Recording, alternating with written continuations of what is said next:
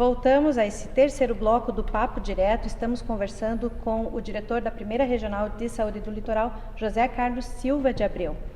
E nesse bloco nós vamos começar retornando um pouquinho no assunto do bloco anterior, que tem a ver com a questão das notificações, da questão dos doentes, que o senhor comentou que estão na UTI do Hospital Regional, mas que não têm o diagnóstico do Covid confirmado. Porém, em função das características de todo o estudo clínico, da observação dos médicos, eles estão sendo tratados como Covid-19, tendo o cuidado todo necessário que o Covid-19 exige, né? Não só dos pacientes, como dos profissionais de saúde, assim como dos familiares.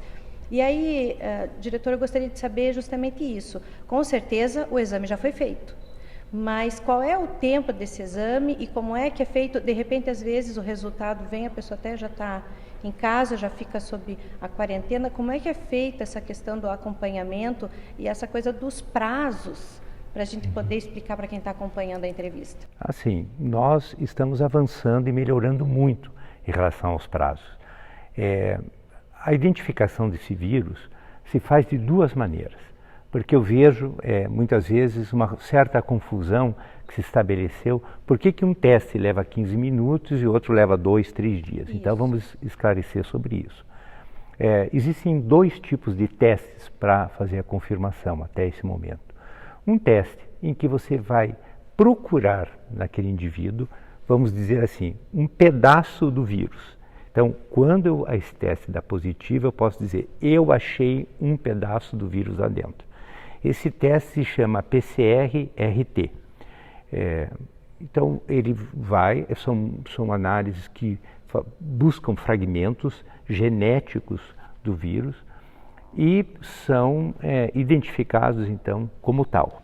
Então, esse exame, ele leva em torno de 24 horas para poder ser realizado. Ele tem uma ótima especificidade e uma boa sensibilidade. Contudo, essa sensibilidade e especificidade, ela depende um pouco do momento em que você colheu esse material, das condições de transporte daquela amostra, né, e do próprio processo de coleta. Então, são situações assim, 100% das pessoas que estão com Covid devem dar positivo ou negativo? Pode ser que não, por isso que nós precisamos valorizar o critério clínico e epidemiológico, porque esse teste é o sonho de todos os epidemiologistas, é que a gente possa ter um dia um teste que seja 100% específico e 100% sensível. Mas, na sua grande parte, eles vão dar positivo e confirmando o diagnóstico. Mas é importante destacar porque, então, às vezes, realmente é muita informação que está todo mundo recebendo e realmente eu já tinha visto comentários a respeito da possibilidade de um exame de Covid, mesmo a pessoa tendo um primeiro exame, então esse, negativo, né? Ele dá um falso negativo. Pode dar um falso negativo. Algumas situações bem claras. Primeiro, que já tenha passado o tempo em que o vírus esteve no corpo, então o vírus tem um tempo de vida médio dentro do organismo. Isso hoje está estimado em torno de 14 dias. Então, você pode ter tido, chegou, você não teve forma grave e manifestou sintomas clínicos quando você já estava no final do ciclo da vida, vamos dizer assim, certo, do vírus. E também, quando é muito inicial, existe uma coisa que se chama carga viral, ou seja, a quantidade de vírus que você possa ter, que pode estar indetectável, né? Então, por isso que a gente recomenda que o melhor momento para fazer esses testes seja lá no 5º dia, depois do início dos sintomas. Às vezes, o médico não pede de imediato esse exame, porque ele fica aguardando dar este tempo em que a possibilidade de dar positivo é muito maior. 5º dia do sintoma, não 5º dia, até porque você não tem como imaginar que você foi contaminado, mas vamos imaginar, né, se conseguir imaginar, porque a tal pessoa já estava com algum sintoma, mesmo assim, não é aí, é o do 5º dia do sintoma do paciente. Isso, né? Então, são situações que tem que ser bem estudadas, porque se você tem, como eu disse para você, que para alguns ele se manifesta de forma como se fosse um resfriado, ou muitas vezes de forma sintomática, você tem que avaliar várias questões que estão envolvidas em relação a esse tempo, às vezes do contato com uma pessoa reconhecidamente positiva. Então a gente tem que, infelizmente não dá para a gente traduzir numa forma simples para aqueles que estão nos ouvindo. Mas eu quero dizer que para esse exame existe esse tempo maior em algumas condições. E o segundo exame que se faz é o chamado teste rápido, que agora está sendo muito divulgado, que serve para uma outra coisa. Ele não serve exatamente para estabelecer um diagnóstico, ajuda também, mas ele é uma imunoglobulina que você pesquisa, um anticorpo, que ele só vai começar a existir a partir lá da segunda metade do ciclo de 14 dias. Então, num primeiro momento aparece um tipo de proteína e um outro, um pouco mais tarde, apresenta um outro tipo de proteína. E para que serve? Serve principalmente para dizer se aquele vírus já circulou entre nós, né? Então, a grande dificuldade que nós temos nesse momento é ter em quantidade suficiente esses kits, esses exames para testar toda a população, que seria o ideal. Se a gente pudesse, num tempo desse de isolamento social, pudesse dizer, olha, você já está imunizada, você já teve o contato com o vírus, então você pode voltar para a sua atividade, seria ótimo. Mas nenhum país do mundo ainda conseguiu ter isso. Alguns países têm testado muito, alguns países do Sudeste Asiático têm feito isso, mas infelizmente a gente não conseguiria, por exemplo, aqui no litoral, ter testes disponíveis para testar 300 mil pessoas. Isso seria ideal, mas nós não temos essa condição nesse momento. E lembrando que esse teste também tem uma questão de falso positivo e falso negativo, mas que isso, se você aplicasse ele em grande quantidade, você eliminaria, reduziria esse risco pela grande quantidade que você testaria. Então, o governo do estado está buscando hoje disponibilizar, e o Ministério da Saúde também, mais testes para que a gente possa ter uma ideia de como o vírus está circulando dentro da população. E ainda tem uma outra questão que não deu tempo para a gente saber. Os especialistas dizem isso. Essa imunidade que o vírus vai nos dar é permanente? Todo mundo sabe que quem tomou uma vez uma dose de vacina contra a febre amarela vai estar protegida durante toda a vida. Será que esse contato vai permitir com que a gente fique protegido o resto da vida? Não sei, porque só fazem 4 meses que essa doença existe. Inclusive foi comentada a possibilidade, sim, né, como da febre, assim como do sarampo, né, pessoas que já tiveram, então, de que ele estaria imune. Porém, esse estudo meio que já está sendo questionado, né? Essa possibilidade está sendo questionada, porque já está se verificando, de repente, pessoas que já tiveram a Covid, por exemplo, em países como a Coreia do Sul, que já estariam manifestando de novo sintomas também do próprio Covid. Então, está sendo pesquisado, a gente vai acompanhar, esperando que pelo menos a gente tenha, eu espero realmente que a pessoa que pegou pelo menos fique imune, que não tenha mais, porque senão a gente realmente vai correr risco de daqui sei lá quanto tempo a gente viver esse momento de novo, porque o Covid vai estar circulando mais uma vez. Mas a gente vai estar acompanhando, com certeza as pessoas vão sendo informadas, né? A gente vai estar... Luciana, eu só quero esclarecer uma coisa. Nós todo ano a gente sofre a ação de vírus respiratórios. Vou dar um exemplo, o vírus da influenza. Esse vírus da influenza, ele faz uma imunidade transitória. Por isso que todo ano a gente recomenda para as pessoas voltem ao posto de saúde para ser vacinado contra o vírus. Então, ele não dá uma memória permanente, como é o caso da febre amarela. Então, o que nós precisamos é ter logo essa vacina, testar e saber com que período a gente tem que reimunizar as pessoas. E aí, com relação à questão das próprias pessoas que estão lá na UTI e com relação aos funcionários que atuaram, teve alguma situação, diretor, de funcionário que tenha pego o corona e qual foi o cuidado, o atendimento, inclusive o estudo, né? A possibilidade foi percebida de que forma ele pode ter pego? Eu estava vendo uma matéria esses dias de uma profissional, uma enfermeira, ela sabe, né? Foi em determinado período, em determinado momento, claro, já passou o período da quarentena, então ela consegue fazer essa estimativa e que foi no ambiente de trabalho.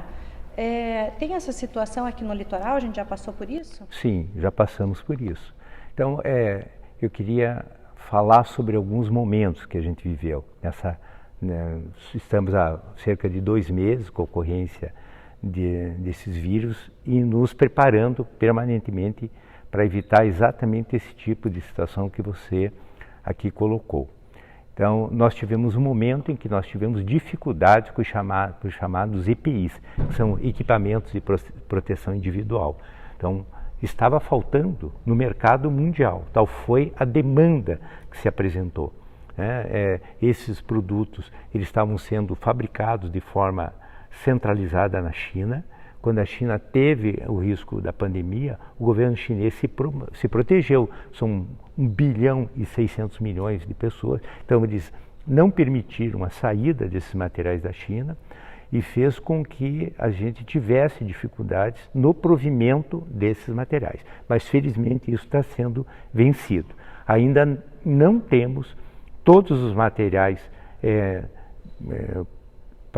na quantidade necessária para ser usado em todos os serviços de saúde, mas dentro dos hospitais isso está priorizado, então hoje nós dispomos desses equipamentos. Então, quando um servidor, obviamente que todos os técnicos que estão lá, eles avaliam situações de risco, tem um estudo permanente e você vai identificando aquele paciente, aquela pessoa que mexe com o paciente, ele tem um risco maior do que aquele que está numa função administrativa. Mas isso não exclui ele dentro dessa possibilidade. E foi exatamente essa situação que nós vivemos no Hospital Regional do Litoral.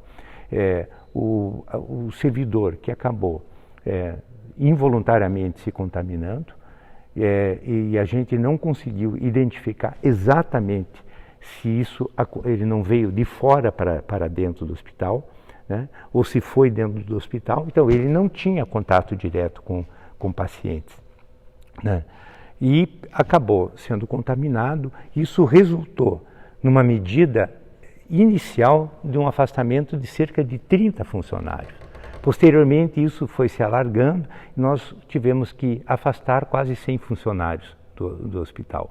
Foram todos testados, muitos já retomaram, outros ficaram afastados em quarentena por 14 dias. E há aquilo que você já falou, alguns funcionários que se afastam também porque têm condições mórbidas, condições que os obrigam a permanecer afastado. São diabéticos, hipertensos ou têm uma idade não recomendada para ter esse contato direto com pacientes. Então, mas quando isso acontece, toda a equipe do hospital se mobiliza no sentido, primeiro, de fazer uma investigação, de entender em que local aconteceu, foi provável aquela contaminação, né?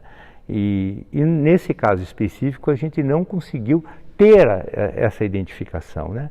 Então, como essa pessoa, na verdade, teve outras pessoas próximas a ela, fora do ambiente, não na proximidade familiar, mas morando na mesma região, nós ficamos com uma condição de não ter uma precisão do local. Quando a gente não tem uma precisão de onde houve o contato com o vírus, a gente começa a pensar numa condição que é a transmissão comunitária. Então nós já temos hoje aqui em Paranaguá outras situações de que a gente não conseguiu fazer uma identificação precisa.